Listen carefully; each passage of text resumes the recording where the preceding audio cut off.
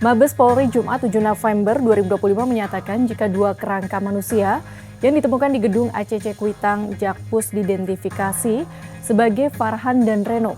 Dua orang yang dilaporkan hilang sejak demonstrasi berujung rusuh pada Agustus 2025. Meski sudah ditemukan, ada beberapa kejanggalan dari keterangan polisi. Apa saja itu? Kita bahas ya. Kepala Biro Laboratorium Kedokteran dan Kesehatan Polri Brigjen Sumi Hastri Purwanti menyebut jika berdasarkan pemeriksaan, dua kerangka yang ditemukan di Kuitang itu sudah meninggal lebih dari 1 bulan. Adapun penyebab kematian karena terbakar, menurut dia ada kemungkinan Farhan dan Reno menghirup asap secara berlebihan dan akhirnya pingsan dan terbakar. Selain itu berdasarkan pemeriksaan tulang, tidak ditemukan luka bekas pukulan benda tumpul. Wakil Direktur Reserse Kriminal Umum Polda Metro Jaya KBP Putu Holis Aryana menyebut saat kerusuhan terjadi gedung ACC memang sempat menjadi sasaran penjarahan dan pembakaran oleh massa.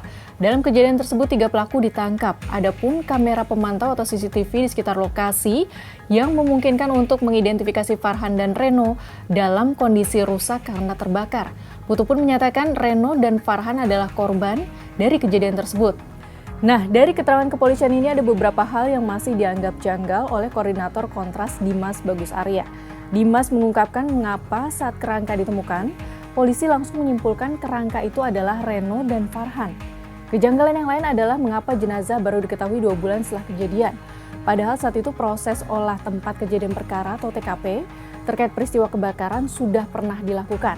Dalam proses olah TKP, penyidik telah memasang garis polisi, tepatnya mulai 10 September sampai 20 September. Tetapi mengapa jenazah keduanya tidak ditemukan? Hal yang paling tidak masuk akal adalah saat polisi menyatakan semua CCTV dalam kondisi rusak atau mati. Situasi itu seakan ingin mengaburkan alasan mengapa keduanya bisa sampai di sana. Atau jangan-jangan jenazah korban baru dimasukkan di lokasi setelah garis polisi dilepas. Menurut Dimas, dugaan itu perlu terus didalami. Terkait masih banyaknya kejanggalan di penemuan jenazah Farhan dan Reno, Komisioner Komisi Kepolisian Nasional atau Kompolnas Muhammad Khairul Anam menyarankan dibentuk tim pencari fakta independen untuk mengungkap beragam kejanggalan yang belum terpecahkan. Menurut dia, setelah kerusuhan pada akhir Agustus 2025, masih ada beberapa hal yang harus diungkap. Dengan adanya tim independen diharapkan tidak ada kepentingan yang masuk di dalamnya selain mengacu pada kepentingan keluarga dan korban.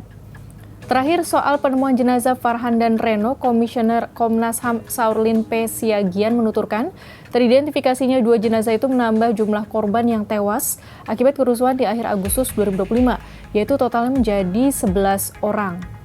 Sahabat Kompas, apakah dengan penemuan jenazah Farhan dan Reno di gedung ACC Kuitang, polemik yang melingkupi misteri kasus ini benar-benar sudah terungkap terang benderang? Dan apakah sejumlah catatan kejanggalan bisa direspons polisi sehingga prosesnya bisa berlanjut ke tim pencari fakta independen?